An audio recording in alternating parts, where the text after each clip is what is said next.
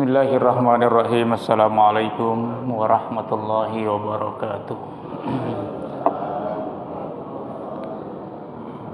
Alhamdulillah, summa alhamdulillah, alhamdulillahillazi khassa ibadahu bi khairi kitabin unzil wa akramahum bi khairi nabiyyin ursil wa ja'alahum bil islami khaira ummatin ukhrijat linnas ya'muruna bil ma'ruf wa yanhauna 'anil munkar wa yu'minuna billah. Asyhadu an la ilaha illallah wahdahu la syarikalah wa asyhadu anna Muhammadan abduhu wa rasuluhu la nabiyya wa la rasula ba'da.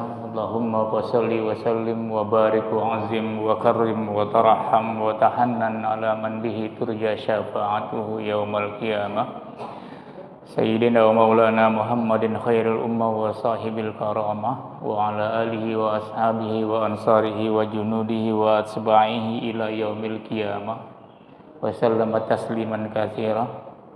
Anaka la ilma lana illa ma 'allamtana innaka antal alimul hakim wahdina wa wafiq lana ila siratim mustaqim.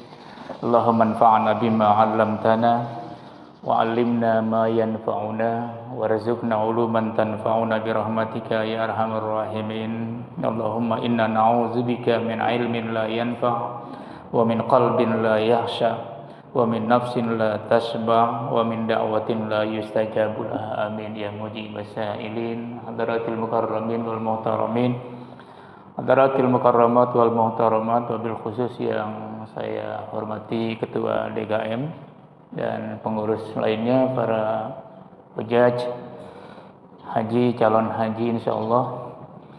Mudah-mudahan semua senantiasa Allah rahmati, Allah muliakan, Allah berkahi, dan insyaallah menjadi hamba-hamba Allah yang semakin hari semakin berkualitas di sisi Allah Subhanahu wa taala. Amin.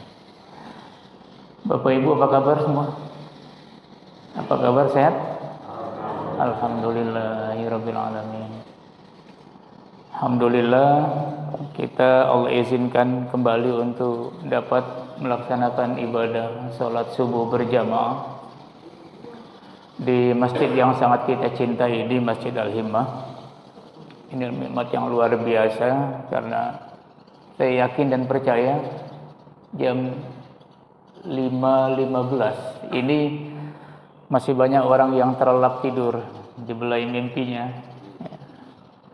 lupa barangkali, atau enggak mendengar azan, atau memang telinganya sementara masih tersumbat atau disumbat oleh setan sehingga tidak mendengar suara azan, akhirnya tidak juga berkenan untuk salat jamaah berjamaah subuh di masjid ini. Dan kita alhamdulillah, kita syukuri nikmat Allah Subhanahu wa taala. Karena yang menidurkan kita adalah Allah, yang membangunkan kita juga adalah Allah. Yakinlah itu, Bu, yakinlah itu, Pak.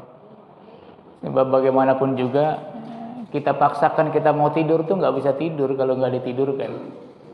Iya, di ruang AC, di kamar mewah, wangi, kasurnya empuk, spraynya baru. Kadang-kadang nggak bisa tidur juga, kadang nggak ditidurkan Allah Subhanahu wa taala. Juga kalau bangun, ya dibangunkan Allah Subhanahu wa taala. Yang menidurkan kita dan yang membangunkan kita adalah Allah Subhanahu wa taala. Syukur alhamdulillah kita panjatkan. Mudah-mudahan kita senantiasa terus menjadi hamba-hamba Allah yang kalau pagi juga mendapatkan doa dari Rasulullah sallallahu alaihi wasallam, Allahumma barik li ummati fi bukuriha. Ya Rabb, berikan keberkahan bagi umatku yang bangun pagi, setiap paginya dia bangun melaksanakan ibadah, mengabdi pada Allah Subhanahu wa taala. Berikan keberkahan pada mereka ya Rabb. Jadi kita ini jamaah termasuk orang-orang yang mendapatkan doa dari Rasulullah sallallahu alaihi wasallam. Mudah-mudahan kehidupan kita semakin hari semakin berkah. Amin ya rabbal alamin. Salawat dan salam semoga Allah sampaikan kepada Rasulullah sallallahu alaihi wasallam, para sahabat, keluarga, dan segenap pengikut setianya hingga akhir zaman. Jamaah, sebelum saya menyampaikan pesan-pesan agama terkait dengan tema pada pagi hari ini, saya mengajak mari kita bacakan suratul Fatihah satu kali. Ini sudah tanggal berapa? Tanggal 28 ya, bulan Mei 2023 bertepatan dengan tanggal 8 Zulqa'dah kalau tidak salah. Hari Jumat kemarin tanggal 6, kemudian Sabtu dan Minggu ini, Ahad ini sudah tanggal 8 Zulqa'dah. Itu sebentar lagi Zulhijjah, dan pasti nanti pada 10 Zulhijjah ada puncak pelaksanaan ibadah haji. Dan beberapa hari yang lalu jamaah-jamaah haji dari seluruh dunia, tidak terkecuali juga termasuk dari Indonesia, sudah bertolak. Gelombang pertama menuju Madinah, saya dapat laporan, dapat video, dapat laporan dari istri saya yang sedang di Madinah. Berangkat lebih awal, Pak. Jadi berangkatnya itu hari Sabtu yang lalu, sebelum jamaah haji sampai ke Madinah, karena Allah izinkan, Allah amanatkan menjadi petugas haji tahun 2023 ini. Jadi dakernya daker Madinah, sektornya sektor Bir Ali. Jadi kalau Bapak Ibu yang pernah melaksanakan ibadah haji, itu Bir Ali itu tempat miqat jelang melaksanakan umroh, memakai pakaian ihram. Jadi sudah banyak jamaah yang hadir di sana. Terakhir kemarin saya mendapatkan informasi juga, salat asarnya sudah penuh itu di Masjid Nabawi, sudah mulai rapat. Jamaah dari Indonesia juga sudah banyak, dan banyak jamaah lansia memang. Jadi tahun ini menurut informasi yang kita dapatkan itu jadi ramah lansia. Jadi banyak lansianya, 30% lebih lansia. Jadi butuh benar-benar perhatian. Mudah-mudahan mereka semua disehatkan Allah Subhanahu wa taala, diberikan kemampuan untuk melaksanakan ritual agenda perjalanan ibadah haji dari tempat ke tempat, dari syarat ke syarat, dari rukun ke rukun, sehingga pelaksanaan ibadah haji mereka menjadi pelaksanaan ibadah haji yang memenuhi syariah, memenuhi ketentuan fikih, dan mudah-mudahan nanti juga kembali ke tanah air menjadi haji-haji yang mabrur. Amin ya rabbal alamin. Ala hadhihi niyyah al-Fatihah. A'udzu billahi minasyaitonir rajim. Bismillahirrahmanirrahim. Alhamdulillahirabbil alamin arrahmanir rahim maliki yaumiddin. Iyyaka na'budu wa iyyaka nasta'in ihdinas siratal mustaqim. Siratal ladzina an'amta 'alaihim ghairil maghdubi 'alaihim waladdallin. Amin ya rabbal alamin. Mudah-mudahan mereka semua sehat, dan kita yang belum berangkat Allah mudahkan. Allah murahkan rezeki, Allah mudahkan, Allah berikan kesehatan, dan pada tahun-tahun berikutnya insyaallah kita juga bisa menuju Baitullah untuk melaksanakan ibadah haji. Yang sudah haji, Bapak Ibu, pelihara hajinya. Jadi jangan sampai nanti sudah melaksanakan ibadah haji, hajinya tidak terpelihara. Maksudnya adalah nilai-nilai ibadah haji itu harus terpelihara. Karena ritual ibadah haji itu kan cuma simbol, Bapak Ibu. Tawaf simbol, pakaian ihram simbol, wukuf simbol, melontar jumroh itu simbol. Simbol-simbol apa? Itu ritual, tapi ada nilainya maksudnya. Ada pesan agama di dalamnya. Banyak macam-macam, nanti barangkali insya Allah kita akan bahas itu pada kesempatan yang lain. Dan kalau saya masih diberikan kesempatan masih dalam konteks ibadah haji ini, nanti saya akan bicara soal sejarah khutbah atau haji wada ya Rasulullah Sallallahu Alaihi Wasallam. Karena kemarin informasi dari DKM juga saya diminta untuk menyampaikan sirah nabawiyah, termasuk di dalamnya sudah barang tentu adalah dalam konteks haji, ada haji wadanya Rasulullah Sallallahu Alaihi Wasallam.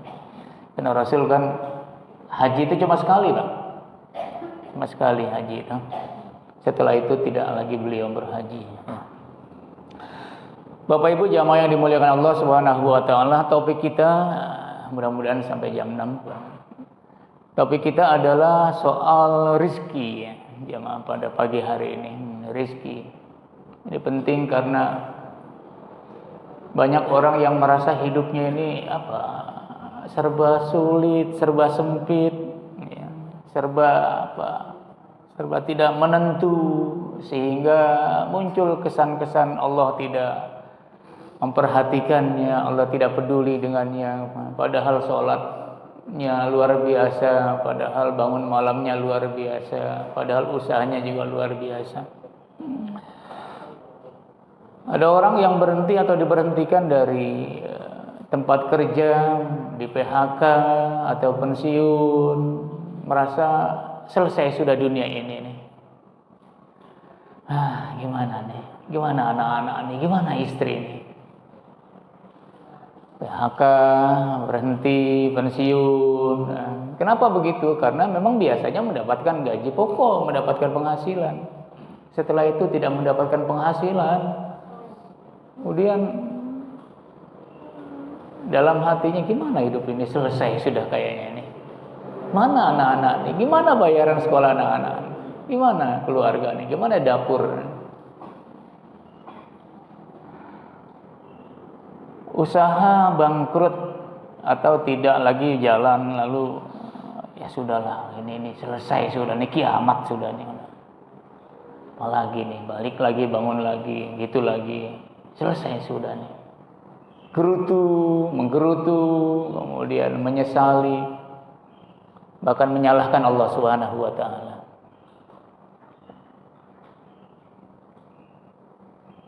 Ibu-ibu barangkali ya Bu ya, barangkali ya, atau mungkin juga ada suaminya wafat, anak 5, anak 3, barangkali ada di antara orang-orang di sekeliling kita nih, suaminya wafat, lalu dia menyatakan dalam dirinya, selesai sudah. Gimana anak-anak ini? Gimana keluarganya? Ayahnya sudah nggak ada. Karena tulang punggung keluarga adalah ayahnya ya, yang berikhtiar, berusaha, selesai sudah nih. Nah, begitu ya Bu, kira-kira ya, ada saja. Kita nggak tahu siapa, tetapi barangkali juga mungkin. Jamaah yang dimuliakan Allah Subhanahu wa taala, ini penting untuk meyakinkan diri kita bahwa semua rezeki yang Allah tetapkan bagi hambanya di muka bumi ini sudah terukur dan sudah dalam cloud-nya, dalam depositnya Allah Subhanahu wa taala. Itu harus kita yakini, Bu. Jadi jangan ada istilah PHK, selesai sudah penghidupan, suami wafat, sudahlah, anak-anak gimana ini, dagang gagal, apa lagi nih. Kalau begitu menjadi sempit pikiran kita, menjadi kita tidak punya keyakinan bahwa Allah Subhanahu wa taala Maha Ar-Razzaq, bukan Razik Allah. Kalau Razik cuma hanya sekedar memberi, tapi Razzaq yang Maha memberi. Makanya jamaah yang dimuliakan Allah Subhanahu wa taala, imamuna wa qudwatuna Hujjatul Islam Muhammad Al-Ghazali ya. Imamuna wa qudwatuna Al-Ghazali sempat membagi rezeki itu menjadi 4 macam, Pak. Berapa macam? 4 ya, ada 4 macam. Yang pertama adalah ar-rizqul madmun. Mim, dot, mim, wawu, nun. Ar-rizqul madmun. Yang kedua, ar-rizqul maqsud. Mim, qaf, sin, wawu, mim. Ar-rizqul maqsud ya. Yang ketiga, beliau sebutkan ar-rizqul mamluk. Mim, lam, wawu, kaf. Mamluk. Itu akar katanya malaka, milik. Ar-rizqul mamluk. Dan yang keempat, beliau menyebutkan ar-rizqul maw'ud. Mim, wawu, ain, wawu, dal. Ar-rizqul maw'ud. Kita lihat satu-satu nih supaya nanti posisinya di mana dan jelas seperti apa ya. Lalu kalau ada hal-hal yang kita alami, kendalanya di mana sebenarnya? Kira-kira begitulah, supaya kita bisa mensiasatinya. Oh, kalau begitu saya di sini masalahnya. Oh, kalau begitu harusnya tidak begini, harusnya begitu. Apa itu ar-rizqul madmun ya? Rizqul madmun yang pertama itu adalah rezeki yang dijamin Allah Subhanahu wa taala. Rezeki yang dijamin, Pak. Dijamin rezeki itu. Bapak berharap, tidak berharap, Bapak minta, tidak minta, Ibu mohon, tidak mohon, Allah jamin, Allah kasih. Tidak usah ngapa-ngapain nih, Bapak duduk saja dikasih rezeki. Ibu termenung diam saja, dikasih rezeki. Di tempat tidur saja, ya, celentang saja diam, dikasih rezeki. Rizqul madmun, dijamin itu. Bapak merasa nggak sekarang ada rezeki yang Allah berikan? Ibu merasa nggak sekarang nih kita di sini nih ada rezeki yang Allah berikan? Merasa? Merasa, Pak, merasa.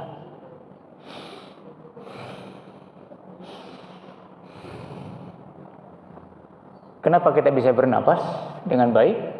Karena Allah siapkan rezeki oksigen, oksigen, oksigen yang kita hirup. Banyak orang yang ngeh nggak dengan ini, banyak yang nggak ngeh tuh, bahasa Betawinya gitu. Banyak yang nggak open, ya Pak, nggak open. Iya. Merasa saja nggak dikasih rezeki Allah Subhanahu wa taala. Diam saja dikasih rezeki. Mau lagi duduk dikasih rezeki. Lagi tiduran dikasih rezeki. Di kamar tamu kasih rezeki, di ruang tamu. Kamar mandi dikasih rezeki, di dapur kasih rezeki. Mana saja dikasih rezeki. Udara panas, dingin, hujan, oksigen. Ar-rizqul madmun. Ya, ini nggak usah ngapa-ngapain, nggak usah diusahain, nggak apa-apa. Karena Allah sediakan itu. Tinggal kita menyadari bahwa tidak ada peluang untuk tidak bersyukur kalau begitu. Kufur sekali kita nih. Dari sisi itu sudah kita mulai ada masalah tuh. Nah, kita nggak sadar kalau apa yang kita hirup itu, oksigen itu adalah milik Allah Subhanahu wa taala. Allah berikan, kita nggak sadar, kadang-kadang kita lupa syukuri, di situ kita sudah ada masalah. Di situ kita sudah ada masalah. Itu baru satu, Pak. Di situ kita sudah mulai ada masalah. Nggak syukuri itu. Baru kita bersyukur itu kalau misalnya organ tubuh kita untuk menghirup oksigen itu terganggu. Paru-paru kita terganggu, jantung kita terganggu, kita mulai ada hambatan untuk bernapas, pilek, demam. Baru kita sadari itu. Luar biasa. Kalau Bapak Ibu naik pesawat, di dalam pesawat, di kabin pesawat itu oksigen, Pak. Karena semakin tinggi itu kan lapisan oksigen itu semakin rendah, semakin tipis. Orang semakin sulit bernapas. Makanya orang yang naik gunung itu makin tinggi itu dia sebenarnya memang butuh bantuan dan mesti ada alat yang maka orang kadang-kadang yang sudah sangat dingin kemudian lapisan oksigen juga rendah, dia akan bisa jadi juga akan tidak sadar itu. Kabin pesawat itu nggak boleh bocor, Pak. Kalau bocor nanti oksigennya keluar dan nggak ada lagi oksigen di dalam. Makanya ketika ada kalau ada masalah di pesawat itu sudah ada SOP-nya tuh. Ditarik saja nanti ada tabung atau tali oksigen pakai. Karena di atas itu, di ruang atas di pesawat sudah ketinggian tertentu itu lapisan oksigen semakin tipis dan tidak ada. Jadi pesawat itu nggak boleh bocor. Luar biasa, Pak. Jadi sebenarnya kata Al-Ghazali, ar-rizqul madmun ini seringkali nggak disadari oleh manusia. Kita nggak usah usahakan itu, biarin saja. Allah berikan, Allah jamin sudah. Dan mulai dari sini kita sudah harusnya tidak ada lagi kata untuk tidak bersyukur. Menggunakan hidup ini sesuai dengan perintah Allah dan petunjuk Allah Subhanahu wa taala. Kalau kita sadar bahwa kita bernapas, oksigen yang Allah berikan itu adalah rezeki yang Allah jamin, mestinya kita sudah manfaatkan itu. Bangun pagi seger sehat, mestinya kita manfaatkan itu. Bangun segera pergi ke masjid, salat subuh, menghadap Allah Subhanahu wa taala, itu bagian dari cara kita bersyukur. Oksigen yang Allah berikan pada kita. Nah, alhamdulillah kita sudah manfaatkan itu dengan sebaik-baiknya pagi ini. Tapi terus harus kita sadari bahwa apa yang Allah berikan yang gratis itu, yang tersedia itu. Kemarin waktu Covid luar biasa tuh Pak, oksigen. Luar biasa. Sampai orang kalang kabut nyari tabung oksigen. Sekarang ini luar biasa, mahal pula kan. Sekarang terbuka, kita bisa hirup di mana saja, kapan saja. Yang mahal itu Allah siapkan gratis.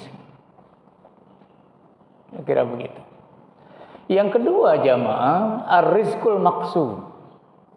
Ar-rizqul maqsum kata Al-Ghazali adalah rizki yang dibagi-bagi. Dibagi-bagi rizki. Allah sudah siapkan, kemudian nanti dibagi-bagi. Pak Haji dibagi, ya. Ibu dibagi, ada yang di pasar dibagi, di jalan raya dibagi, di kantor dibagi, di gunung dibagi, nelayan di laut dibagi, pemancing dibagi, semuanya dibagi-bagi. Al-maksum, maksum itu artinya dibagi-bagi. Nah, dibagi-bagi ini tidak bisa seperti model yang pertama. Dia harus ada usaha, harus ada ikhtiar, harus ada yang dilakukan. Gak bisa didiamkan, dia harus dijemput. Jangan ditunggu, bahasanya Hamka begitu. Rizki itu harus dijemput, jangan ditunggu. Ini yang disebut dengan rizqul maqsum. Dan cara Allah membagi-bagi itu, ya sudah, itu otoritas Allah Subhanahu wa ta'ala. Allah yang membagi, yang menetapkan. Ada orang yang usahanya kuat, tapi dibaginya cuma sekedarnya saja. Ada yang usahanya biasa saja, tapi luar biasa. Allah bagi. Jamaah yang dimuliakan Allah Subhanahu wa ta'ala, coba Bapak Ibu perhatikan. Di pangkalan ojek ada 10 tukang ojek. Start pagi jam 10 atau jam 7 lah. Pangkalan ojek ada 7 atau ada 10 tukang ojek. Mereka komitmen, kita start jam 7, nanti kita selesai jam 5. Oke, sudah. Siap jam 7, semua beroperasi, ya. Jam 5 kembali kita ke sini, ayo kita hitung masing-masing penghasilan kita.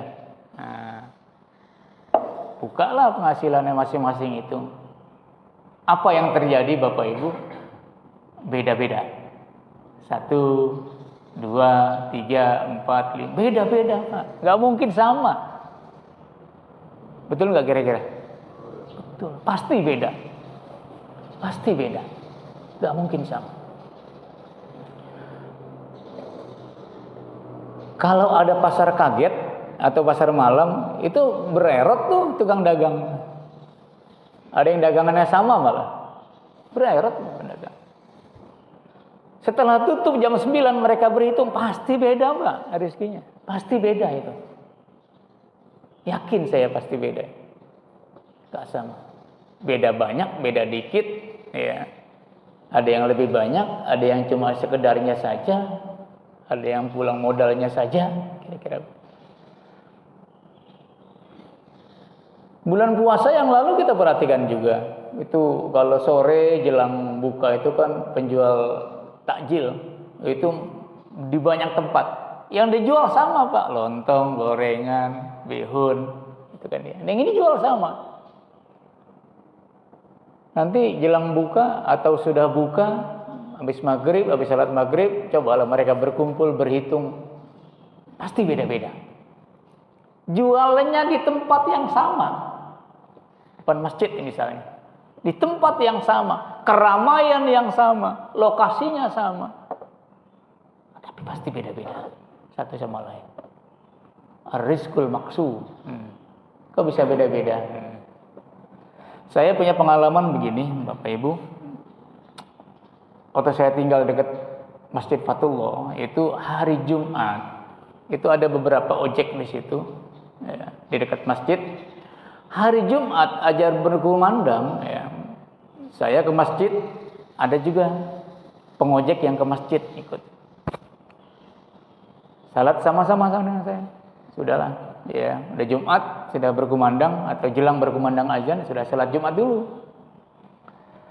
Tapi ada pengojek yang enggak salat Jumat. Nih, pikirannya, logikanya adalah nanti kalau ada penumpang, saya dong kebagian. Dia salat Jumat. Harapannya besar karena yang lain pada nggak ada pilihan kecuali saya nanti, gitu kira-kira lah. Itu pikiran normalnya begitu, Pak, logikanya begitu. Yang dengan saya salat Jumat, berangkatlah salat Jumat. Setelah salat Jumat keluar dengan saya juga karena berbarengan dengan saya. Ada jamaah lain yang tanya, rupanya orang asing, Pak, kalau mau ke Pondok Hijau tuh kemana ya arahnya? Di mana Pondok Hijau? Nah, setelah ditanya Pondok Hijau, saya mau berikan informasi, tapi saya bilang sebelah saya ada pengojek. Mas, ini ada penumpang yang mau ke Pondok Hijau, tolong diantar. Oh iya Pak, saya antar. Diantar Pak. Baru turun dari masjid, baru selesai habis salat Jumat, rezekinya Allah antarkan. Yang mangkal tadi yang enggak salat Jumat, dia berharap dia mendapatkan penumpang, masih diam di situ enggak mendapatkan penumpang, Allah enggak kasih. Padahal dia pikirannya kan normal Pak, sama dengan kita. Pikirannya nih nggak ada lawan nih, nggak ada pengojek yang lain nih, pasti nanti saya yang. Enggak, dia masih di situ. Pengojek yang tadi nganterin penumpangnya ke Pondok Hijau juga udah balik lagi, dia belum mendapatkan penumpang. Doa Allah doa yang ngatur. Doa yang ngatur. Satu. Kedua, dulu setiap sore saya menjadi pengurus masjid di Fatwa. Setiap sore itu, kalau sore itu ada pedagang yang cuma ada keranjang 2, dia pikul, orangnya sudah sepuh, udah tua. Itu yang dibawa paling pisang, salak, beberapa tumpuk paya. Biasanya orang-orang sekitar ini, ya, yang masih dengan cara seperti itu berdagangnya. Kalau jelang maghrib dia mampir ke masjid, kemudian ini luar biasa Pak, saya mendapatkan pelajaran yang luar biasa. Jadi dia buka tuh keranjangnya. Rupanya di keranjang, dalam keranjangnya itu ada kantong plastik, ya. Nanti dia ke belakang, dia berwudu, kemudian dia salin pakaiannya dong. Pakaian dagang sama pakaian mau sholat menghadap Allah beda. Beda. Dia salin. Oh rapi Pak. Begitu dia keluar dari kamar mandi, saya lihat udah pakai baju koko, udah pakai sarung, udah pakai sorban, orangnya udah sepuh. Udah selesai sholat, habis itu masuk lagi kamar mandi, ganti lagi bajunya. Luar biasa. Luar biasa. Etika, ada kesantunan menghadap Allah Subhanahu wa taala. Masih di masjid sudah konsumennya sudah datang, ada yang nawa, ada yang beli salak, ada yang beli payaknya, ada yang beli jeruknya. Dia keliling-keliling, muter-muter tuh, teriak-teriak. Belum ada yang beli. Di masjid selesai sholat, ganti pakaian. Itu saya temukan Pak, ini fakta. Saya temukan itu dan saya perhatikan betul itu. Belajar dari kenyataan-kenyataan yang dihadapi dan kita lihat. Jadi dijemput rizkinya begitu rupa, ya. Tapi kemudian karena Allah tentukan, Allah tetapkan rizki Anda ini di masjid. Rizki Anda ini di sini, rizki Anda ini. Maka dia beda-beda. Ar-rizqul maksud. Ini nggak bisa dibiarin Pak, nggak bisa didiamkan, nggak bisa ditunggu, harus dijemput.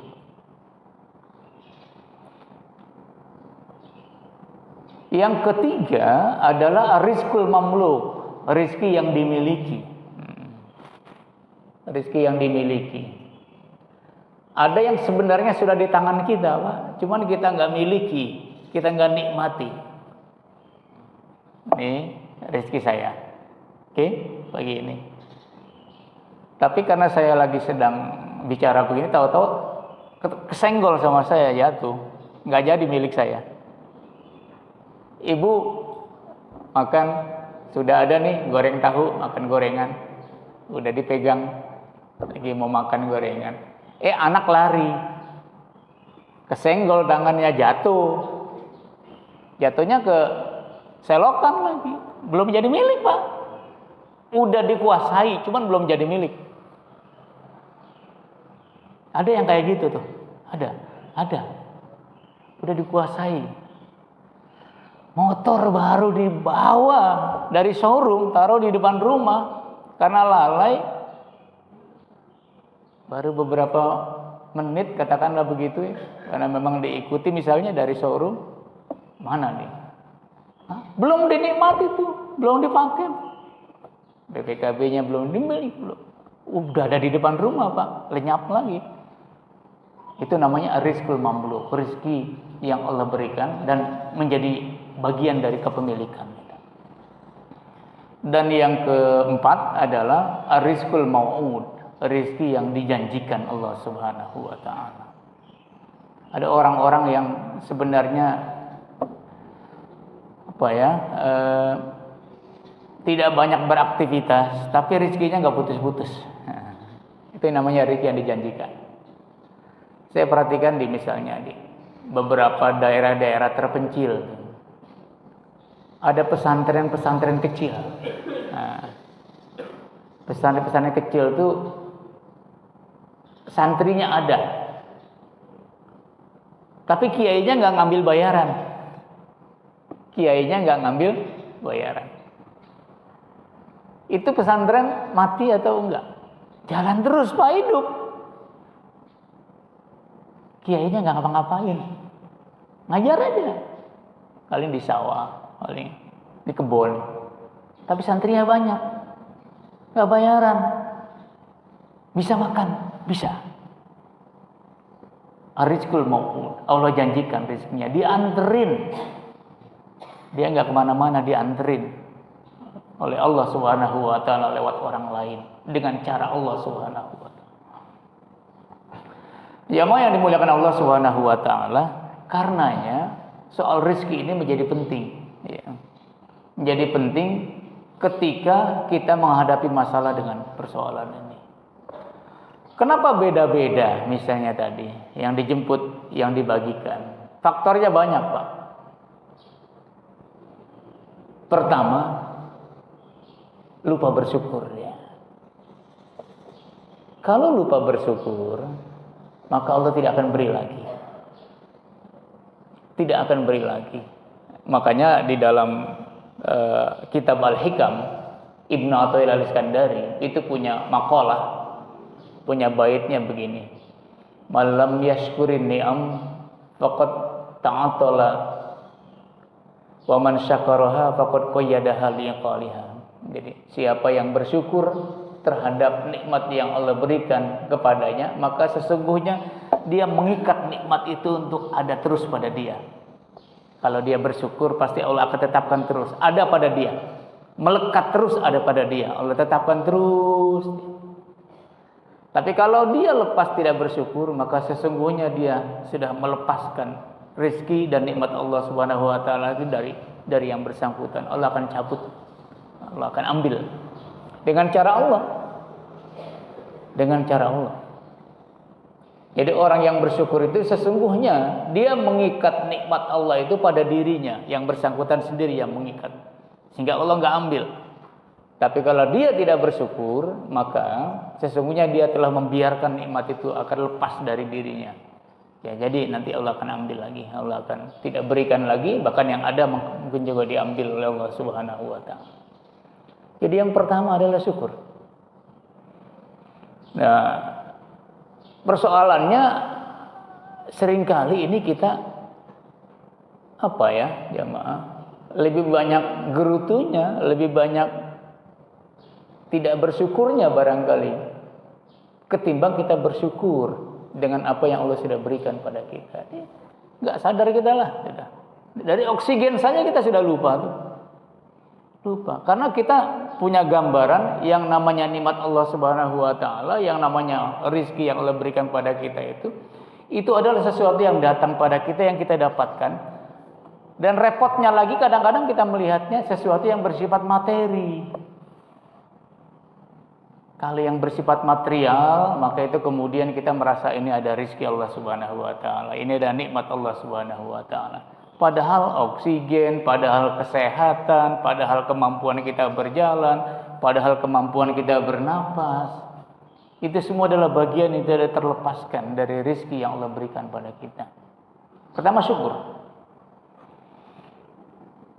Kenapa beda-beda? Yang tadi, beda-beda penghasilannya. Ada faktor antara lain adalah syukurnya bisa berbeda-beda. Kalau syukurnya beda-beda atau tidak bersyukur, maka boleh jadi juga dicabut. Yang ada dicabut atau enggak diberikan. Tapi kalau orang yang bersyukur dia akan. Pengojek lagi saya berikan satu contoh. Ada yang sudah lama diam di situ kalau Gojek ya atau Grab bike itu. Ada yang baru nurunin penumpang sudah diorder lagi. Tapi ada yang sudah diam lama kok enggak terima order. Kira-kira gitu. Ini baru nurunin penumpang, udah ada orderan lagi. Nurunin lagi di sana, ada orderan lagi. Nurunin lagi di sana, ada orderan lagi. Apa yang bikin beda, Pak? Kuncinya antara lain mungkin dia pandai bersyukur. Ya, gitu ya, Pak ya. Kira-kira. Yang kedua, kata Rasulullah SAW adalah silaturahmi. Silaturahmi itu bergaul, bermasyarakat, bersosialisasi. Bahasa kerennya dalam ilmu ekonomi itu dia buka jaringan ya. Buka networking ya. Dia buka jaringan. Dengan banyak dia bersilaturahmi, banyak bersosialisasi, banyak kenal orang, banyak bermasyarakat, bergaul. Kalau dia punya satu kegiatan, banyak orang tahu. Ini gimana ya mau ngadain akikah? Oh itu Simpo itu suka masak. Nah karena Simpo itu bergaul. Ini gimana nih mau ada perlu ini, mau pasang ini, mau ada perlu ini. Oh si itu. Kenapa si itu? Karena si itu tadi bergaul. Jadi semakin banyak pergaulan, semakin banyak networking, maka antara lain adalah Allah berikan rezeki lewat dengan cara-cara seperti itu. Maka benar kata Rasulullah sallallahu alaihi wasallam, man ahabba ayyubsatalahu fi rizqihi wa ayyun sa'alahu fi asarihi falyasil rahimahu. Kalau mau diluaskan rezekinya antara lain adalah buat jaringan itu, networking. Jangan diam, jangan menyendiri. Jangan tidak punya kegiatan yang bisa bersosialisasi sehingga enggak orang kenal. Orang kenal kalau kita punya sesuatu kegiatan kira-kira karena kita memang punya jaringan ya. Punya jaringan dalam bahasa ekonominya barangkali seperti itu. Jadi bersosialisasi, bergaul, bermasyarakat, orang tahu, punya jaringan, dibangun jaringan itu sehingga kemudian peluang-peluang untuk mendapatkan rezeki yang dibagikan oleh Allah Subhanahu wa taala tadi itu sangat terbuka. Yang ketiga, jamaah yang dimuliakan Allah Subhanahu wa taala, berinfak, berderma. Nah, berderma ini menjadi sangat penting sebab tidak ada orang yang rajin berzakat, rajin berinfak, rajin berderma, jatuh miskin. Gak ada rumusnya itu, Pak. Orang yang berzakat, orang yang rajin berinfak, rajin berderma, itu gak ada rumusnya bisa jatuh miskin. Nah, begini. Nanti Bapak buka surat Saba, surat ke-34, ayat ke-39. Itu ada ayat, penggalan ayat yang berbunyi, wa ma anfaqtum min syai'in fahuwa yukhlifu. Apa saja yang kalian infakkan, kalian dermakan semata-mata karena Allah Subhanahu wa taala, fahuwa yukhlifu, maka Allah pasti akan menggantinya. Akan menggantinya, pasti akan diganti. Jadi kita yakin yang kita keluarkan, yang kita dermakan, yang kita ikhlaskan semata-mata di jalan Allah Subhanahu wa taala itu pasti akan diganti. Pasti, Pak, bukan enggak, pasti diganti. Cuma cara menggantinya Allah kan beda-beda. Cara menggantinya Allah itu bisa tidak seperti yang kita mau karena Allah yang tahu. Ini loh aku ganti dengan cara seperti ini, bukan dengan cara yang kau mau. Karena cara yang kau mau itu kamu bisa jadi menjadi tidak lagi bersyukur, bisa jadi menjadi jauh dariku. Maka Allah ganti dengan cara yang lain. Ada yang dibayar kontan, infaknya 1 juta, tiba-tiba ada rezeki 1 juta juga. Ada yang berlipat ganda, ada yang macam-macam. Cuma sayangnya ini kita kadang-kadang jamaah, kita berinfak, kita berderma, kita maunya mendapatkan yang lebih daripada itu dan bersifat itu materinya. Dan kadang-kadang repotnya ini kita nggak mau lama-lama. Maunya dibayar Allah, diganti Allah itu cash, ya. Cepat, segera. Sehingga kadang-kadang begitu kita berinfak, kita mana nih janji Allah? Mana nih janji Allah? Kita maunya cash, maunya cepat. Allah bilang, ya enggak sekarang, aku ganti. Nanti saatnya yang tepat aku ganti.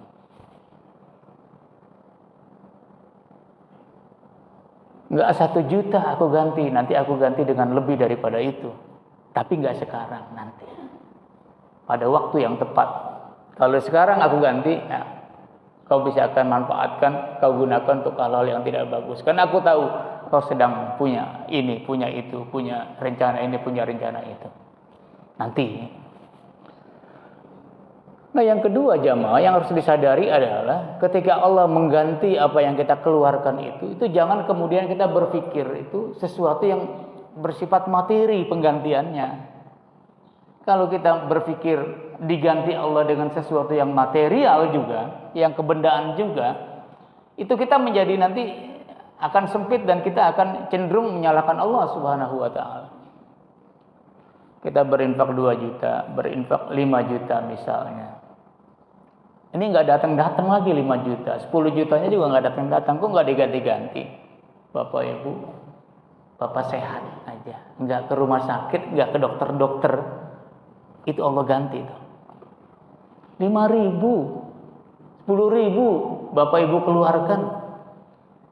Kesehatan itu lebih berlipat-lipat dari 10.000 tadi. Allah ganti dengan kesehatan.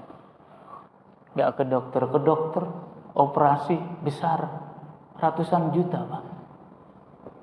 Yang 10.000 Allah ganti dengan yang ratusan juta. Bentuknya bukan materi, bentuknya kesehatan. Allah ganti dengan kesehatan. Tetangga Bapak sebentar ke rumah sakit, sebentar pergi, sebentar antrian, sebentar periksa ke dokter spesialis, enggak juga, enggak satu. Spesialis yang lain pindah lagi.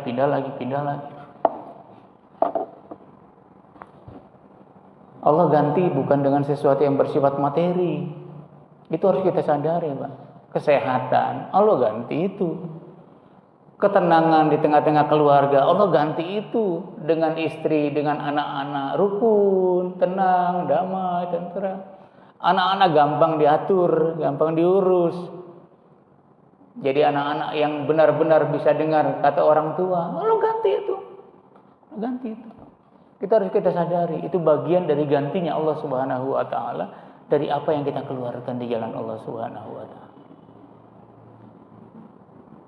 Jadi yang dimuliakan Allah Subhanahu wa taala, kenapa ini bisa beda-beda? Kenapa kadang-kadang nih kita juga mengalami hal yang seperti itu dalam bahasa tadi tersendat-sendat dan beda-beda, ada yang lancar, ada yang tersendat-sendat, ada yang sama sekali memang tertutup. Faktornya bisa macam-macam.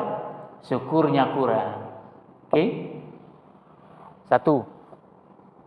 Yang kedua, silaturahminya bisa jadi kurang. Yang ketiga, kurang berderma, kurang berinfak, kurang memberi. Jadi kalau sudah semacam ini yang terjadi, ketika misalnya dalam satu komunitas pedagang ini rizkinya beda-beda, itu karena kuncinya mereka punya beda-beda. Ada yang punya kunci satu, kunci pembuka rizki. Ada yang punya kunci satu, ada yang punya kunci dua. Dia silaturahmi, dia bersyukur, dia rajin berinfak, dia kalau mau berangkat usaha salat duha. Kuncinya banyak tuh, Pak. Kalau kuncinya banyak, maka Allah bukakan kuncinya. Itu banyak dia punya kunci, Allah berikan kelancaran. Kenapa beda-beda? Karena ada yang punya kunci satu, ada yang punya kunci dua, ada yang punya kunci tiga, ada yang nggak punya kunci sama sekali. Bersyukur enggak, salat duha enggak, salat tahajud enggak, berinfak enggak, bersilaturahmi enggak punya kunci. Kalau enggak punya kunci, ya susah bukanya. Kenapa beda-beda tadi? Nelayan begitu sampai ke pinggir laut dihitung hasilnya beda-beda. Karena masing-masing nelayan punya kunci yang beda-beda, Pak. Kuncinya satu ya, kuncinya dua ya, hasilnya beda. Kuncinya tiga. Bagaimana mau mengalir lancar kalau kuncinya cuma satu? Nggak punya kunci apalagi. Kalau mau lancar, kuncinya harus banyak. Kunci syukur, kunci silaturahmi, kunci infak, kunci tahajud, kunci apa lagi Pak? Kunci duha. Kunci duha. Yang mau bekerja, yang mau berdagang, duha. Karena kalau Bapak Ibu buka, ya, baca itu doa salat duha itu, Allahumma in kana rizki fil ardi fa akhrijhu. Kalau rizkiku ya Allah di dalam bumi keluarin. Wa in kana fis sama fa anzilhu. Kalau di atas ya Rabb turunin. Wa in kana ba'idan faqarribhu. Kalau jauh ya Rabb deketin nih, deketin. Kalau rezekiku jauh itu deketin ya Rabb. Wa in kana najisan fatahhirhu. Kalau dia masih belum jelas statusnya maka sucikan dia ya Rabb, antarkan kepadaku. Silaturahminya enggak, duhanya enggak, infaknya enggak, tahajudnya enggak, kuncinya enggak ada. Kosong. Jadi jangan disalahkan Allah Subhanahu wa taala karena kuncinya memang beda-beda. Makanya tadi hasilnya itu beda-beda, kuncinya bisa beda-beda. Kalau baru turunin penumpang di order lagi, baru turunin penumpang di order lagi, oh jangan-jangan syukurnya luar biasa nih orang. Jangan-jangan berinfaknya luar biasa nih orang. Dapat dana hari ini 200.000 dia keluarkan, 10.000 dia keluarkan, 20.000 untuk infak di jalan Allah Subhanahu wa taala. Jangan-jangan kuncinya banyak dia. Harus begitu, Pak. Harus begitu. Kalau kita kemudian sering kali mengalami hal yang tidak menyenangkan menurut kita, ya bisa jadi karena kuncinya kita nggak punya atau kurang kuncinya, atau kuncinya sudah banyak, cuma Allah ingin lihat nih istiqomah nggak dia dengan kunci itu, terus nggak dia, terus nggak. Tadi saya sudah salat duha, udah rajin, tahajud rajin, bersyukur oke, berinfak iya, tapi kok gini-gini aja, Allah tinggal tunggu, Allah tunggu. Istiqomah nggak dia nih? Ada yang langsung diberikan, ada yang tidak. Aku tunggu dulu. Oh ternyata dia menggerutu. Oh ternyata dia menyalahkan aku. Allah ternyata dia kemudian berubah lagi. Ya sudah selesai. Munculnya apa? Menggerutu, menyalahkan Allah. Kemudian tidak siap dengan keadaan yang ini. Ada orang-orang yang biasa saja, tidak banyak punya kunci, tapi mengalir terus Allah berikan, gitu ya Pak ya. Duhanya enggak, gitu kira-kira lah. Bersyukurnya kurang, malah takabur, gitu kan yang ada. Berinfaknya ya enggak lah. Kalau dikasih proposal sama panitia, ya kadang-kadang juga nanti aja dulu atau dengan berbagai macam alasan. Tapi kok mengalir terus? Jangan lupa Pak. Jangan lupa itu jangan-jangan bagian dari ujian Allah Subhanahu wa taala. Ada orang-orang yang diulur terus dia, sampai mana dia bisa sadar itu. Kalau dia nggak sadar-sadar kata Allah Subhanahu wa taala, nanti pada satu ketika pada momen tertentu akan aku ambil dia, aku hinakan dia. Aku ambil paksa dengan cara yang aku atur demikian rupa. Maka kadang-kadang orang-orang yang sudah luar biasa dan enggak sadar dengan ujian Allah Subhanahu wa taala, diistidraj namanya, diulur dulu, diulur. Cuma dia enggak sadar, pada satu ketika, satu saat itu Allah ambil dengan paksa dengan cara Allah Subhanahu wa taala. Itulah yang Allah sebutkan, walladzina kadzdzabu biayatina sanastadrijuhum min haitsu la ya'lamun wa umli lahum inna kaidi matin. Aku tunggu, biarin saja aku ulur terus, aku berikan terus.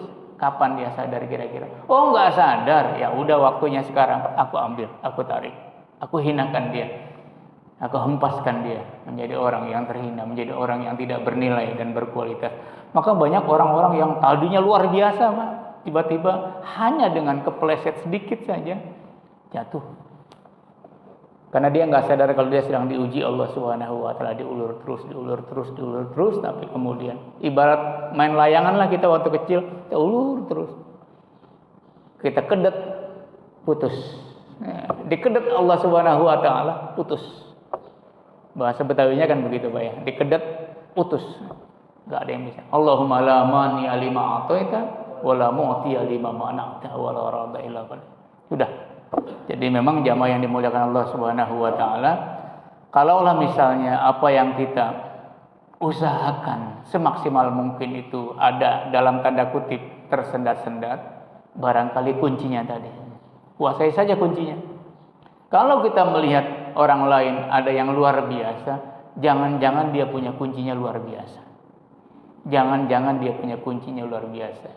Kenapa pesantren di pelosok nggak bayaran, santrinya bisa makan? Jangan-jangan kiainya kuncinya luar biasa, sehingga ada rezeki yang Allah janjikan. Dia nggak kemana-mana, tapi orang datang mengantar, orang memberi, orang berinfak, orang memberi banyak macam dan dipenuhi kebutuhannya. Jangan-jangan kuncinya yang semacam itu, dan banyak kunci yang dikuasai oleh yang bersangkutan. Nah, Bapak Ibu yang dimuliakan Allah Subhanahu wa taala, jadi jangan sekali-kali kita menyalahkan Allah Subhanahu wa taala. Jangan kita menggerutu, jangan kita kemudian was-was dan bahkan tidak ikhlas, karena kita diam saja rezeki Allah berikan pada kita.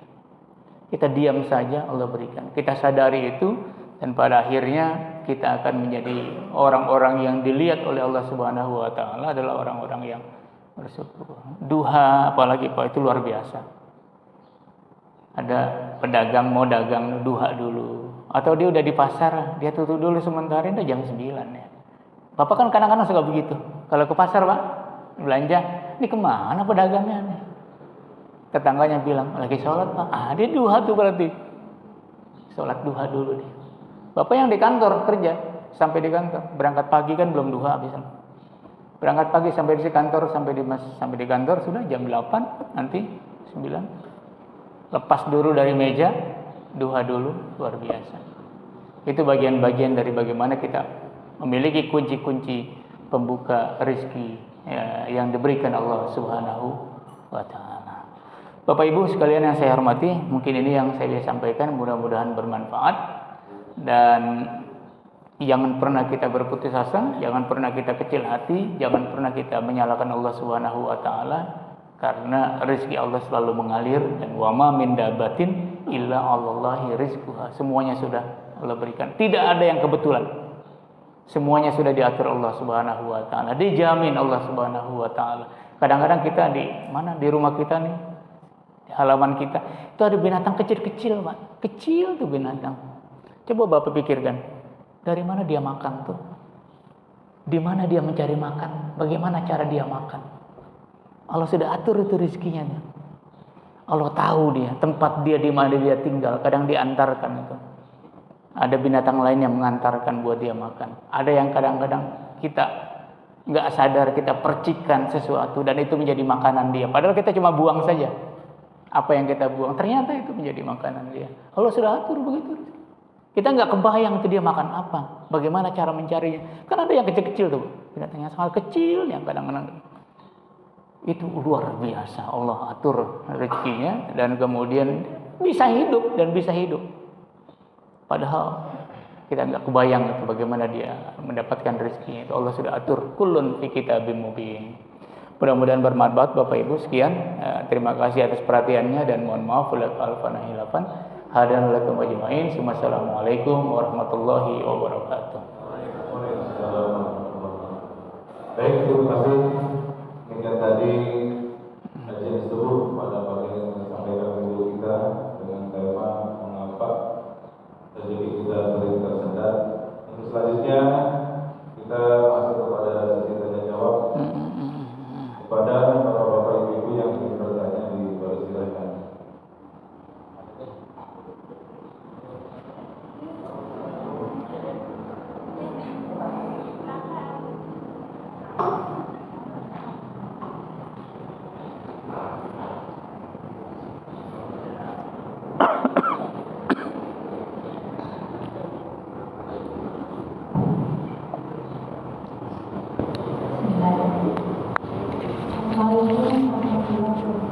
Waalaikumsalam warahmatullahi wabarakatuh. Iya.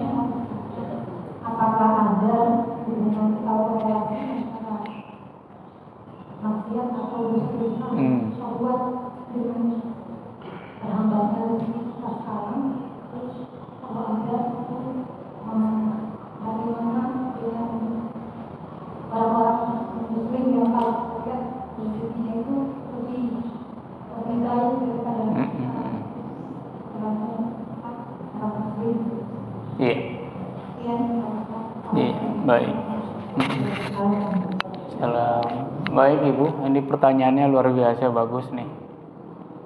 Ya, kita nih yang benar-benar menghadap Allah, tunduk, patuh. Tapi ada orang-orang yang membangkang ya, terhadap Allah Subhanahu wa taala. Allah berikan terus, Allah alirkan terus, Allah suburkan terus gitu kan. Jadi jamaah yang dimuliakan Allah Subhanahu wa taala, itu yang disebut dengan rizqul maksum, rezeki yang dibagi-bagi. Rezeki yang dibagi-bagi itu sebenarnya ketika Allah membagi itu Allah membagi itu kepada makhluknya, dia tidak membedakan. Tidak dibedakan ini orang Betawi, ini orang Medan, ini orang Padang, ini orang Kalimantan, ini orang Saudi, ini orang Eropa, orang bule dan itu enggak dibedakan. Karena semuanya adalah makhluk Allah Subhanahu wa taala dan Allah ciptakan. Itu yang kata Allah Subhanahu wa taala, "Wa ma min dabatin illa 'alallahi rizquha."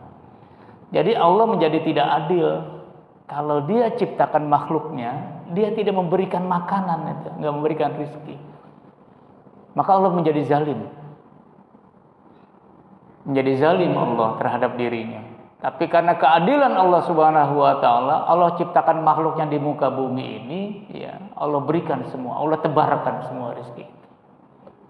Bahwa kemudian cara mencapainya itu dengan cara-cara yang dibenarkan Allah atau tidak dibenarkan Allah Subhanahu wa taala, itu nanti ada perhitungannya. Itu nanti ada persoalan lagi. Oh, dia mengambilnya dengan cara yang halal, Oh, dia mengambilnya dengan cara yang subhat. Oh, dia mengambilnya dengan cara yang haram. Oh, dia mengambilnya dengan cara paksa, dengan cara menyakiti, dengan cara menipu, dengan cara berdusta. Ya nanti Allah perhitungkan. Ada sesuatu yang diperhitungkan. Beda dengan orang yang mengambilnya dengan cara yang halal. Akan berbeda orang yang mengambilnya dengan cara yang haram. Akan ada perhitungan di hadapan Allah Subhanahu wa taala. Kau bisa hidup, kau bisa bisa menikmati kehidupan di dunia ini, cuma cara kamu dulu begini. Ini harus diperhitungkan. Jadi dia dibagi terus, diberikan terus ya. Tetapi kemudian ada pembangkangan terhadap terhadap kebesaran dan kekuasaan Allah Subhanahu wa taala. Dia enggak beribadah dan sebagainya. Makanya nanti ada perhitungannya. Artinya tetap dia diberikan rezeki, diberikan kenikmat, diberikan kemampuan untuk menikmati dunia ini dengan penghasilan yang dia miliki, cuma nanti pasti akan ada perhitungannya. Nah, jamaah yang dimuliakan Allah Subhanahu wa taala, untuk orang-orang yang muslim, itu tentu saja hal-hal yang baik itu menjadi pembuka pintu rezeki. Dan hal-hal yang buruk yang berbentuk pembangkangan terhadap Allah Subhanahu wa taala, maksiat, noda dan dosa itu pasti menjadi antara lain penghambat. Kenapa? Karena ada distorsi, Pak. Ada distorsi. Jadi kalau ada hambatan-hambatan itu kan, menolehnya Allah itu kan beda. Iya. Dia perhatikan kita semua diperhatikan. Tapi perhatian Allah terhadap kita ini bisa beda-beda. Sesuai dengan kadar kedekatan kita kepadanya. Maka orang-orang yang sangat dekat dengan Allah Subhanahu wa taala, yang sangat dekat dengan Allah Subhanahu wa taala, para masyayikh, para habaib misalnya, para aulia misalnya, itu enggak usah ngucap, Pak.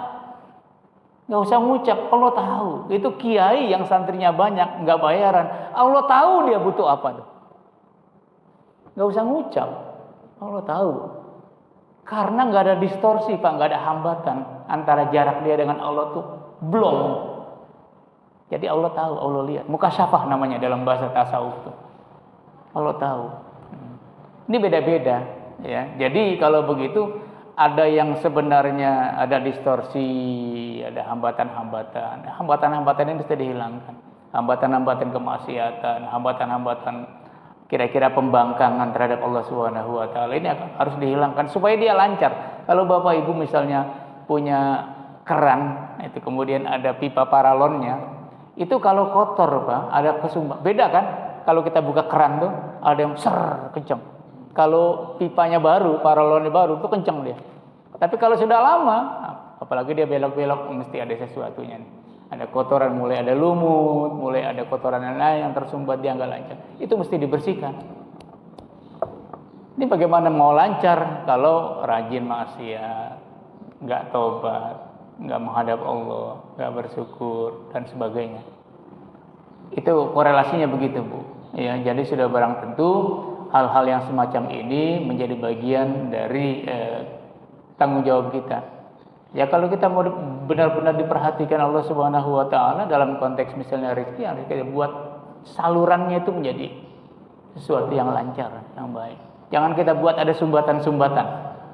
Kalau ada sumbatan-sumbatan itu nanti jangan Allah disalahkan, ya karena memang kita sendiri yang menyumbat. Kita sendiri yang membuat itu menjadi tersendat-sendat dan tidak menjadi lancar. Kalau kita sudah berusaha untuk melancarkan, ya Allah juga masih belum memberikan kelancaran, tunggu aja Pak, tunggu aja. Ya. Jadi itulah yang disebut dengan diuji dengan istiqomah enggak dia, diuji dia dengan dia benar-benar ajak enggak dia, bergeser enggak dia. Ya. Ternyata enggak bergeser, ya sudah. Pada saatnya kan gitu sering kita kan. Sering kita juga merasakan begitu. Yang dulu saya harapkan ini kok enggak muncul-muncul, tiba-tiba tahun sekian baru muncul. Oh kalau gitu tahun sekian itu yang tepat. Yang kita harapkan, kita butuhkan sekarang. Tapi enggak hadir itu. Tahu-tahu tahun sekian, oh ini dulu yang saya minta sebenarnya. Kalau gitu enggak tepat diberikan pada saat itu. Diberikannya pada waktu yang berbeda. Itu sering kali begitu kan Bu? Sering kali begitu Pak. Yang kita dapatkan, yang kita alami, cuma seringkali kita juga enggak. Kadang-kadang kita juga sudah lupa sama doa kita. Doa kita. Karena enggak diijabah. Tiba-tiba pada tahun berikutnya, 10 tahun, 20 tahun berikutnya baru, oh ini yang dulu saya doa terus ini. Baru sekarang. Oh, berarti Allah tahu. Disitulah tepat waktunya. Waktu Anda minta dulu, saya enggak kasih, belum tepat. Bukan yang Allah inginkan. Yang kita inginkan belum tentu Allah ijabah karena tidak tepat, bisa jadi pada saat itu. Jadi sumbatan-sumbatannya diminimalisir ya Bu. Ya. Kalau sudah kita usahakan begitu, nanti Allah tahu, Allah lihat, Allah pasti akan memberikan jalan keluar yang terbaik. Itu sudah pasti. Begitu saya kira. Ya, Ibu ya, jelas ya. Kira-kira begitu. Ada lagi? Yang lain? Ada? Masih? Wah, ibu-ibu semua nih.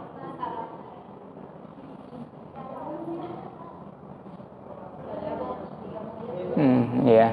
Assalamualaikum warahmatullahi wabarakatuh. Waalaikumsalam.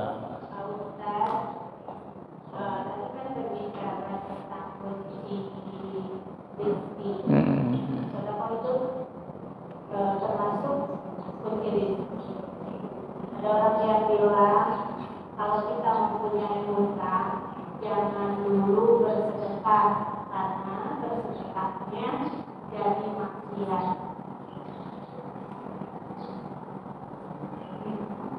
Assalamualaikum warahmatullahi wabarakatuh. Oh ya, oke. Selesaikan dulu utang gitu ya Bu ya, kira-kira ya.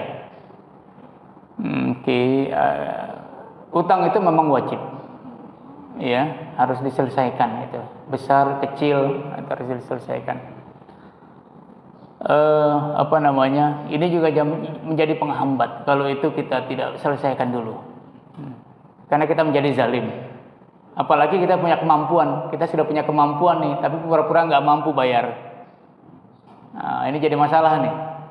Sebenarnya kita mampu, sudah punya kemampuan, cuma nunda-nunda nggak bayar. Itu zalim dalam bahasa hadis kan seperti itu. Kata Rasulullah itu matlul ghani zulmun, nunda-nundanya hutang, membayar hutang orang yang sebenarnya punya keleluasan untuk bayar, itu zalim dia. Kalau dia sudah zalim berarti ada masalah dengan Allah Subhanahu wa taala.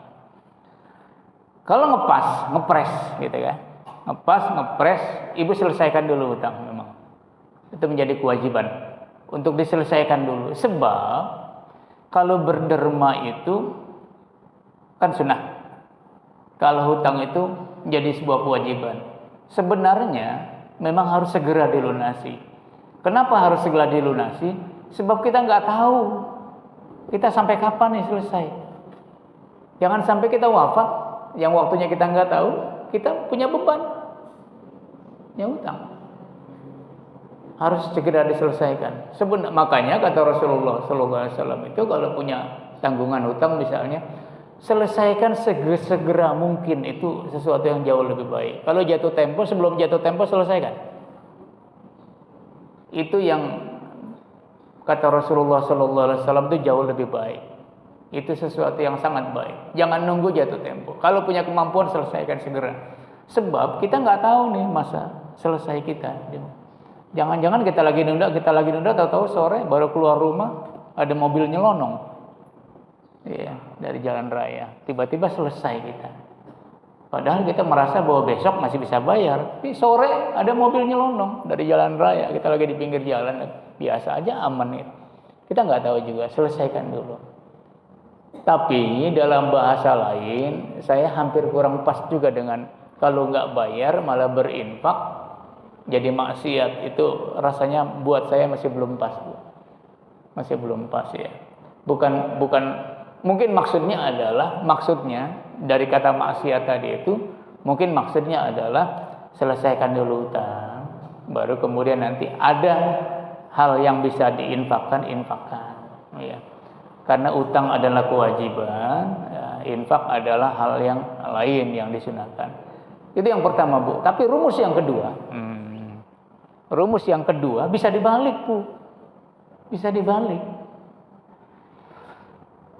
Belum cukup untuk bayar hutang, ibu buka nih jalan rizki. Dari dana yang belum cukup tadi, ibu berinfak. Oke? Allah berkenan cukupkan. Nah, ketika dicukupkan untuk bayar hutang, bisa dibalik begitu, Bu. Bisa dibalik. Jadi kalau hutang misalnya 5 juta, ini ada cuma 500.000, kira-kira begitu. Ya Rob, ini buat bayar hutang nggak cukup. Tapi pengen banget bayar hutang ya Rob. Sudahlah, aku ikhlaskan ini nih, yang 500.000 ini 300 untukmu ya Rob, di jalanmu ya Rob. Tapi kau mau tahu ya Rob, aku punya hutang ya Rob. Aku punya hutang, harus aku bayar, harus aku selesaikan. Berikan jalan keluar yang terbaik ya Rob. Itu pembuka. Itu malah menjadi sesuatu yang membuka, bukan menjadi maksiat. Allah tahu, asal kita punya tekad ini, akui ya Rob, ini aku lemah, nggak punya kemampuan nih ya Rob, tapi aku punya tanggung jawab. Aku punya segini ya Rob, nggak mungkin aku bayar dulu. Aku serahkan padamu ya Rob, kau tahu aku punya kewajiban. Aku yakin kau bisa menggantinya ya Rob. Berdasarkan keyakinan itu, ya. Dan kemudian tentu saja dengan banyak hal ya, kita memperbaiki diri dan sebagainya, insya Allah akan selesai. Tapi barangkali yang dimaksud dengan maksiat tadi karena itu tadi ya, maksudnya kewajibannya harus lebih dulu ketimbang hal yang lain. Tapi bagi saya bisa juga dibalik. Dengan cara itu insya Allah akan cukupi itu. Ya mudah-mudahan seperti itu. Tapi nanti kalau sudah dicukupi Allah Subhanahu wa taala, jangan bermain-main lagi nih. Ini sudah ada utangnya 5 juta, bayar 300.000, berinfak, kemudian Allah berikan misalnya ada 10 juta. Ini jangan kemudian menjadi nggak konsisten lagi, nggak komitmen lagi, segera tuh yang 10 juta keluarkan 5 juta untuk.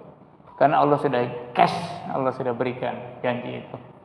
Jadi jangan lagi kemudian bermain-main dengan itu. Saya kira itu Ibu ya. Jelas ya Ibu ya. Insyaallah mudah-mudahan. Masih ada ibu-ibu juga. Ayo, ibu-ibu semua. Assalamualaikum warahmatullahi wabarakatuh. Waalaikumsalam. Ustaz, yang saya tanyakan, tadi kan kata Pak Ustaz, rezeki itu terbagi dalam 4 golongan. Nah, gimana Pak, kaitannya agar kita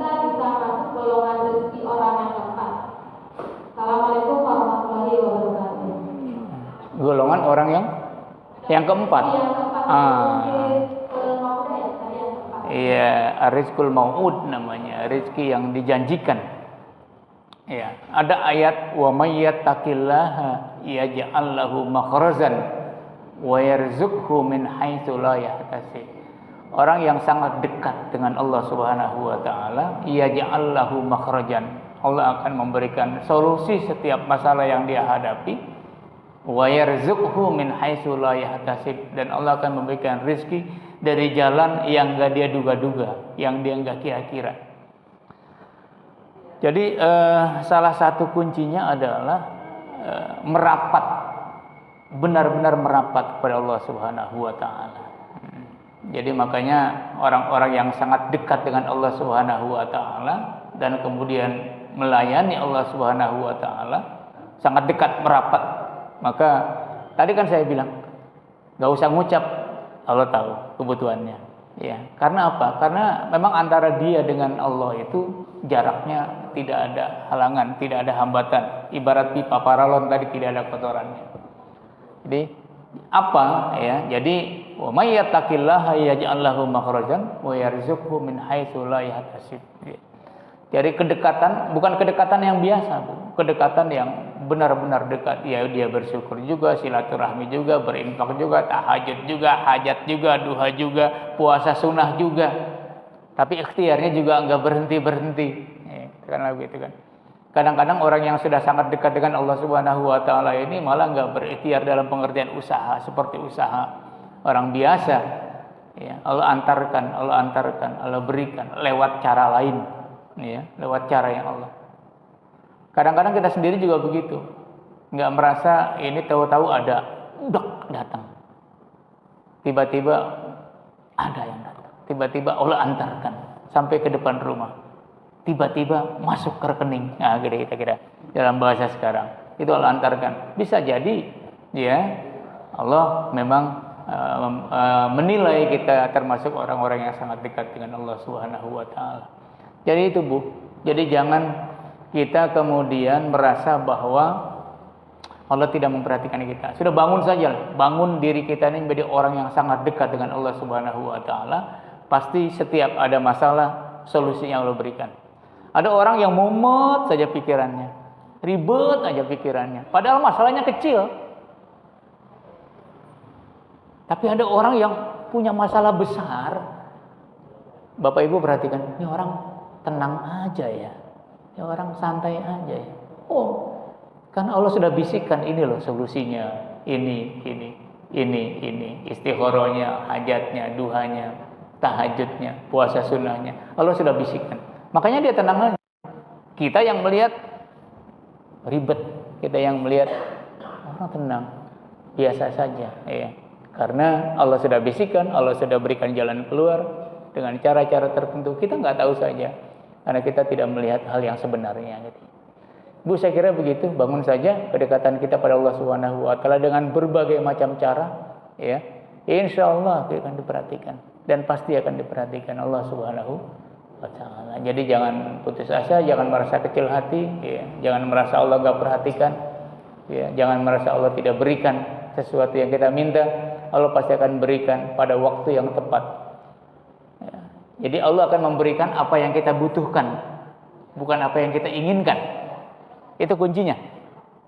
Allah akan memberikan pada kita bukan apa yang kita inginkan, tapi yang kita butuhkan.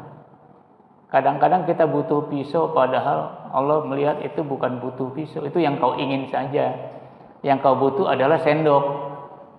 Maka mestinya ketika dikasih sendok, itulah yang kita butuhkan sebenarnya. Allah tahu. Yang kita ingin sih pisau. Jadi Allah akan memberikan apa yang kita butuhkan, bukan apa yang kita inginkan. Seringkali kita terjebak dalam berdoa itu apa yang kita inginkan, bukan apa yang kita butuhkan. Sedangkan Allah tahu apa yang kita butuhkan. Jadi apa yang kita inginkan belum tentu Allah berikan. Yang Allah berikan adalah yang kita butuhkan. Jadi dengan begitu kita selalu berbaik sangka dengan Allah Subhanahu wa taala. Kita tidak pernah mengeluh dan pasti akan menerima, akan qanaah, siap menerima apa yang Allah berikan pada kita. Begitu ya, Bu? Saya kira cukup. Ada lagi? Cukup ya kayaknya. 6:30 sudah? Sudah. Oke, insyaallah kita bertemu lagi pada kesempatan yang lain ya, yang saya kira tema-tema atau topik-topik keseharian memang menarik ya, Pak ya. Iya.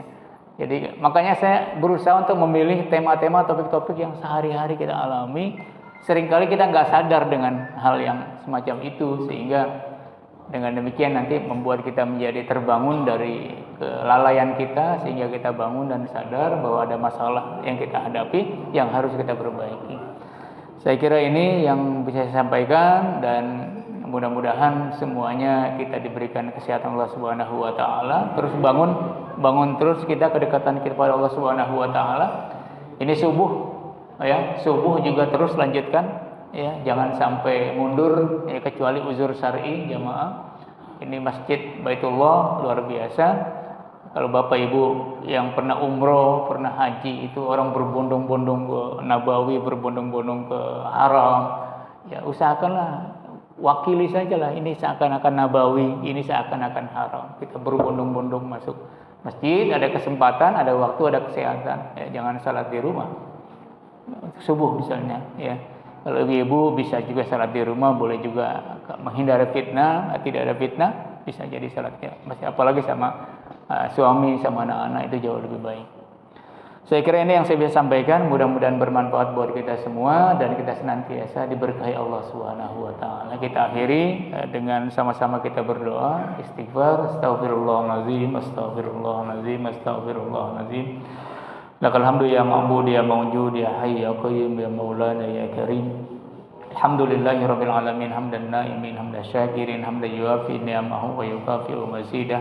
Ya Rabbana lakal hamdu wa lakal syukru wa lakal mannu wa lakal fadlu kama yanbaghi li jalali wajhikal karim wa li azimi sultanik.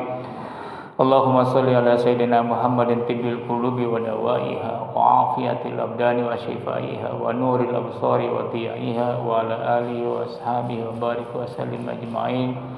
Allahumma ya muyassira kulla asir wa ya jabira kulla kasir wa ya mu'sira kulla kasir yasir alaina kulla asir hajatuna ilaika kasir wa anta alim biha wa basir. Allahumma jammilna bil afiyati was salamah wa haqiqna bit taqwa wal istiqamah wa izna min mujibatin nadamah bi rahmatika ya arhamar rahimin. Ya Allah ya Tuhan kami, berkahi kehidupan kami ya Allah, berkahi usia kami, berkahi sisa usia kami menjadi usia yang berkualitas. Berkahi keluarga kami, berkahi suami kami, berkahi istri kami, berkahi anak cucu kami, berkahi harta ya Rabb, berkahi harta yang Kau amanatkan, Kau titipkan kepada kami ya Rabb. Berkahi kehidupan kami ya Rabb, tuntun kami menjadi orang-orang yang sangat dekat dengan-Mu ya Rabb. Hindari kami dari hal-hal yang kira-kira kami bisa jauh dari-Mu ya Rabb. Rabbana taqabbal minna innaka antas samiul alim wa tub alaina innaka antat tawwabur rahim. Rabbana atina fid dunya hasanah wa fil akhirati hasanah wa qina adzabannar. Subhana rabbika rabbil izzati amma yasifun wa salamun alal mursalin walhamdulillahi rabbil alamin. Doa kafaratul majlis. Subhanakallahumma wa bihamdika asyhadu an la ilaha illa anta astaghfiruka wa atubu ilaik. Hadanallahu ajma'in. Assalamualaikum warahmatullahi wabarakatuh.